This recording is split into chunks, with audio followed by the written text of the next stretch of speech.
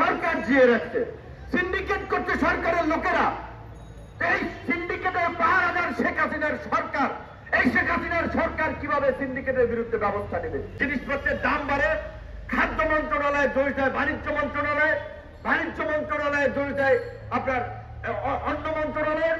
এইভাবে যে তাল বাহানা, জনগণের পকেট কাটতে বিদ্যুৎ, গ্যাস ও জ্বালানি তেলের মূল্য সমন্বয়ের নামে দফায় দফায় দাম বৃদ্ধি বন্ধ করতে হবে এবং বর্ধিত মূল্য প্রত্যাহার করতে হবে। 2 নম্বর দাবি ছিল মৌলিক খাদ্য পণ্যে ভর্তুকি দিয়ে দ্রব্যমূল্যের অস্বাভাবিক ঊর্ধ্বগতি হ্রাস করে নিত্য পণ্যের দাম সাধারণ মানুষের ক্রয় ক্ষমতার মধ্যে আনতে হবে। কেজি প্রতি চালের দাম 30 টাকা, মসুর ডাল 80 টাকা এবং সয়াবিন তেলের দাম 100 টাকায় নির্ধারণ করতে হবে। 3 নম্বর ছিল বাজার নিয়ন্ত্রণে বিশেষ টাস্কফোর্স গঠন, সড়ক, মহাসড়ক ও বাজার কেন্দ্রিক চাঁদাবাজি বন্ধ এবং অসাধু সিন্ডিকেট ও মধ্যস্বত্বভোগীদের দৌরত্ব বন্ধে কার্যকর পদক্ষেপ নিতে হবে। 4 নম্বর ছিল খাদ্য ভেজাল ও বাজার কারসাজির সাথে জড়িতদের বিরুদ্ধে কঠোর ব্যবস্থা নিতে হবে। আইন করে স্বীকৃত দুর্নীতিবাজ ও অর্থ পাচারকারীদের জাতীয় ও স্থানীয় নির্বাচনে অযোগ্য ঘোষণা করতে হবে। 5 নম্বর দাবি ছিল কৃষি খাতে ভর্তুকি বাড়িয়ে প্রকৃত কৃষকদের সহযোগিতা করতে হবে। সেচ, সার, বীজ, কীটনাশক সহ কৃষিকাজে ব্যবহৃত যন্ত্রপাতি কৃষকদের ক্রয় ক্ষমতার মধ্যে আনতে হবে। এই 5 দফা দাবি আদায়ে গণ অধিকার পরিষদ আজকে ঢাকা মহানগরে এই সমাবেশের আয়োজন করেছে।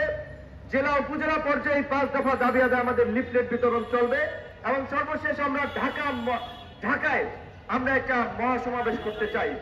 আমরা এইখানে যে দাবিগুলো বলেছি, আপনারা জানেন যে বিশ্ব ব্যাংকের থেকে 50,000 কোটি টাকা লোন নিয়েছিল সরকার এবং সেই লোন কিস্তি পাওয়ার জন্য IMF এর শর্ত পূরণ করার জন্য তারা প্রত্যেক মাসে জ্বালানির দাম সমন্বয়ের নামে খালি বাড়ায়। কারণ যেখান থেকে জনগণের কাছ থেকে নগদ অর্থ নেওয়া যায়, জ্বালানি, বিদ্যুৎ, গ্যাস, এটা তো আপনি ব্যবহার করছেন।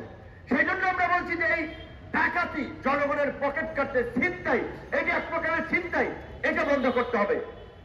আমরা মৌলিক খাদ্যপণ্যের কথা বলছি, আঙ্গুর আপেলের কথা আমরা বলি নাই। কিন্তু মোটা চাল যেটা মানুষ খেয়ে বাঁচে, আমরা বলছি 30 টাকার মধ্যে সেই চালের দাম নির্ধারণ করতে হবে। প্রধানমন্ত্রী বলেছিল 10 টাকায় চাল খাওয়াবে, আমরা আরো 3 গুণ বাড়িয়ে বললাম যে আপনি 30 টাকায় খাওয়ান। সয়াবিন তেলের দাম আমরা বলেছি 100 টাকার মধ্যে নিয়ে আসতে হবে। সয়াবিন তেল ধনী মানুষে খায় না, তারা রাইস ব্র্যান্ড অয়েল খায়, সূর্যমুখী, তারপরে আপনার অলিভ অয়েল, গরিব মানুষ যেন খেয়ে পরে বাঁচে। সেই জন্য আমরা মৌলিক খাদ্য পণ্যে ভর্তুকি দিয়ে হলো আমরা এই দাম কমানোর দাবি জানিয়েছি। মসুর ডাল যেন 80 টাকায় গরিবের আমিষ মানুষ যেন কিনে খেতে পারে, আমরা সেটার দাম আমরা নির্ধারণের কথা আমরা জানিয়েছি।